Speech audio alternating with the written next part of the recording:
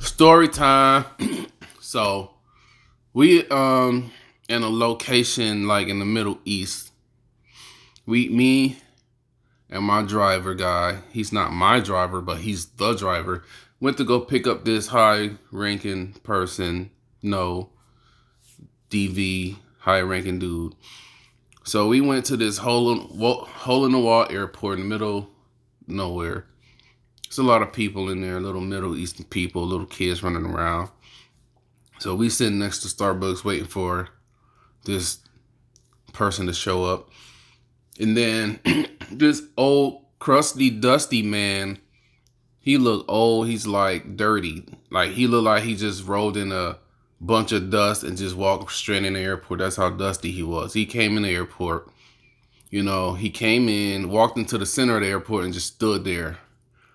And when he did that, that caught my attention because he stood directly in the center of the airport. And I was like, oh shit, is he about to do what I think he's about to do?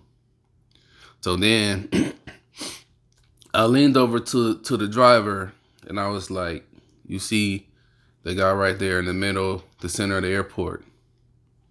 The driver had the look of fear and terror on his face, like he was terrified. And I was like, oh, you see what I see? He was like, yeah.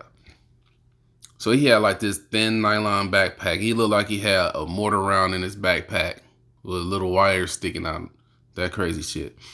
And I'm like, hey, we're sitting next to the exit. We need to make a plan. If this dude scream out, I'm not going to say it. But if he scream out what, they scream out, we need to move quickly to the exit. So we just stood there. No, we just sat there and we really watched this guy. We watched him. I made eye contact with him. We was terrified. And I said a little prayer. And I kept staring into his eyes as I was praying. And he left the airport. He turned around. He looked like his eyes started tearing up. And he turned around and left the airport.